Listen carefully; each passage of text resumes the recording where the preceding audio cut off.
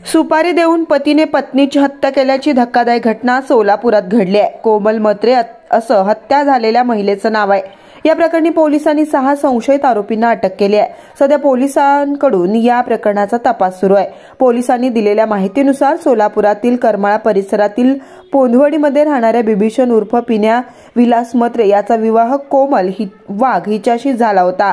2017 मध्ये बिभीषण आणि कोमल लग्नबंधनात अडकले।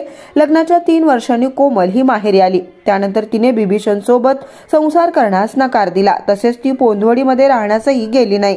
यानंतर बिभीषणने कोमलच्या वडिलांना सातत्याने माझ्या पत्नीला नांदायला का पाठवत नाहीत अशी विचारणा केली।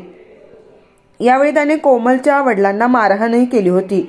या प्रकरणाही पोलिसात गुन्हा दाखल करण्यात आला होता। तसेच सध्या हे प्रकरण न्यायालयात आहे। यानंतर आता 16 जुलैला कोमल तिची आई अलका यांच्यासोबत घरात बसली होती, तर कोमलचा भाऊ तानाजी आणि त्याची पत्नी शोभा दुसऱ्या खोलीत होते।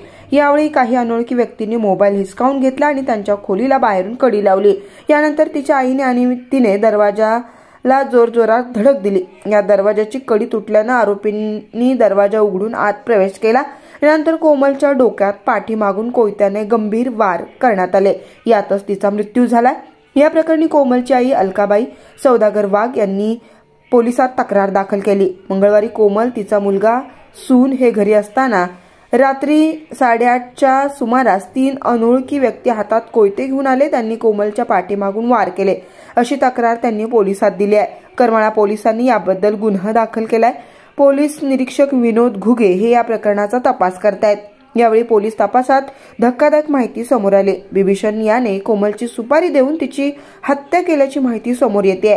त्याने ही हत्या का केली याबद्दल अद्याप कोणतीही माहिती समोर आलेली नाही।